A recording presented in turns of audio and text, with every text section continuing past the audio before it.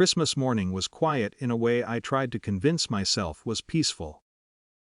I reheated leftovers from the night before, grocery store turkey, boxed stuffing, the kind of meal you make when you expect something else to happen, but it doesn't. 2 weeks earlier, Mom had called. "We're canceling Christmas this year," she said gently. "Money's tight. Rent's behind. Utilities too. It wouldn't feel right to celebrate big." I told her it was okay. I meant it, or at least I tried to. Hard years happen. Families adjust.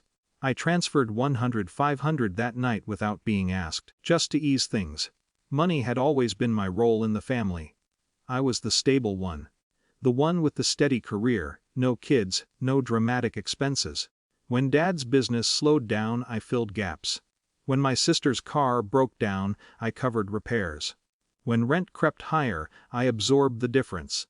It wasn't generosity.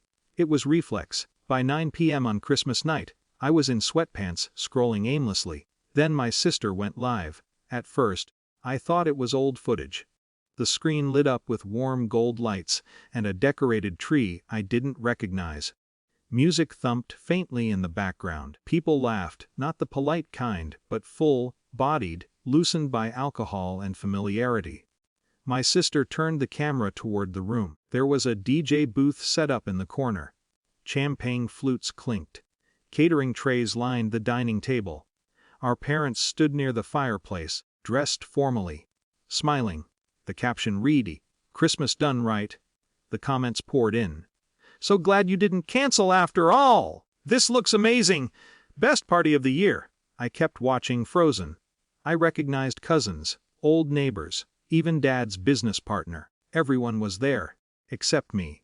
My sister panned the camera across the room again.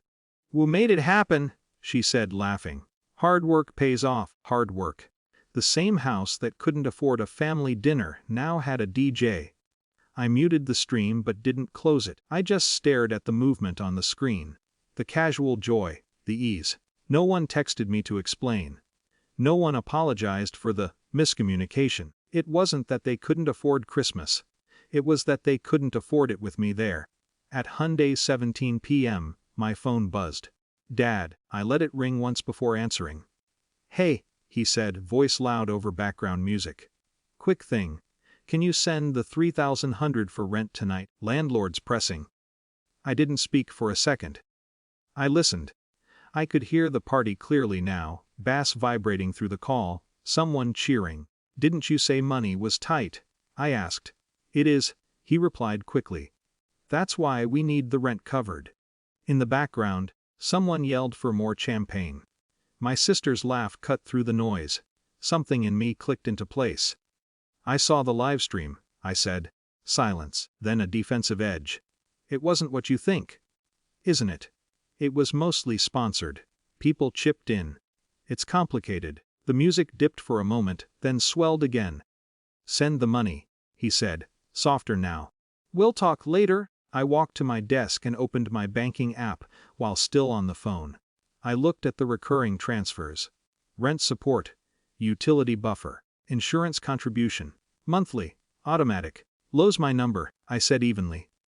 "I don't fund liars." Then I hung up. I didn't slam the phone down. I didn't cry.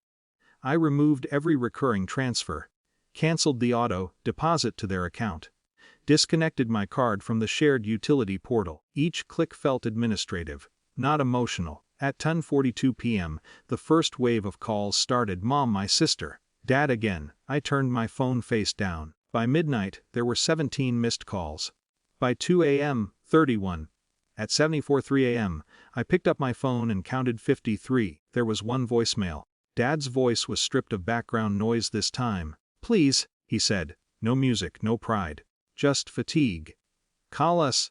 We didn't think it would matter this much." I sat on the edge of my bed and replayed it. We didn't think it would matter this much. Not that they were sorry. Not that they were wrong. That they miscalculated. I didn't call back immediately. Instead, I made coffee, took a shower, opened my laptop and reviewed my budget, without the monthly outflow I'd grown used to ignoring. For the first time in years, my finances reflected only my life. Around noon my sister texted, You're overreacting, it was just a party. I stared at the message. It wasn't just a party. It was a pattern. Cancel the gathering I would attend. Host the one I wouldn't. Ask for money anyway. I finally responded to Dad. I'm not your emergency fund anymore. He called within seconds. This time I answered. What do you want? He asked quietly.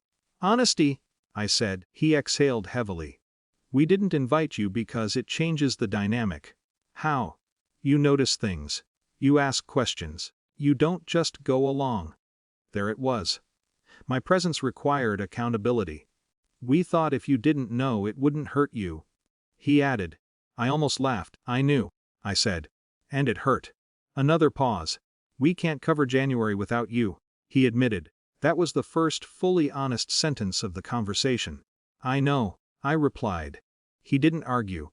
We'll figure something out, he said finally. I hope you do. When the call ended, I felt something I hadn't expected. Not anger. Grief. I had been useful to them. Necessary. But not wanted. There's a difference. By the end of the week, the landlord had posted a late notice.